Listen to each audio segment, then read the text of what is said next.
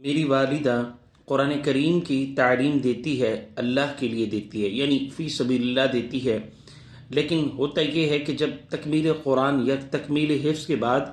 کچھ تحائف ان کو ملتے ہیں، لیکن بعض لوگ کہتے ہیں یہ تحائف لینا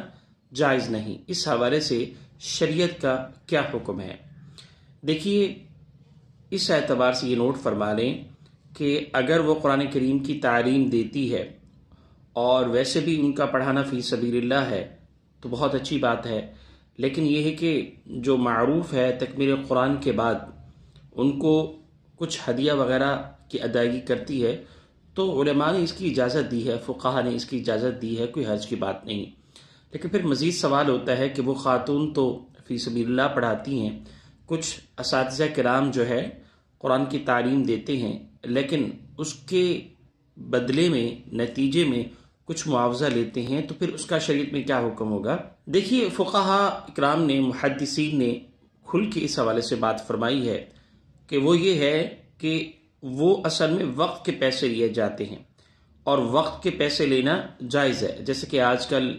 مدرسوں میں بچوں کو حفظ قرآن کرایا جا رہا ہے، ناظرہ پڑھایا جا رہا ہے، باقاعدہ انسٹیٹیوٹ بن چکے ہیں، سکولز وغیرہ میں باقاعدہ اکیڈمک ہے، اس کے اہتمام کی صورت میں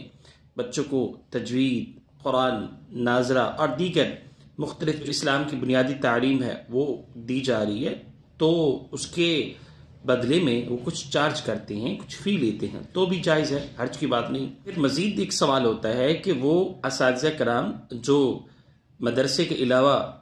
باہر پڑھاتے ہیں، جیسے ہم کہہ سکتے ہیں ہوم ٹیوشن لیتے ہیں، اس حوالے سے اسلام کی کیا تعلیم ہے؟ دیکھیں، اس حوالے سے دو آرائیں، ایک رائے تو یہ ہے، وہ فرماتے ہیں کہ اساتذہ کرام کا تشخص اور وقار کو برقرار رکھنے کے لیے بہتر تو یہ ہے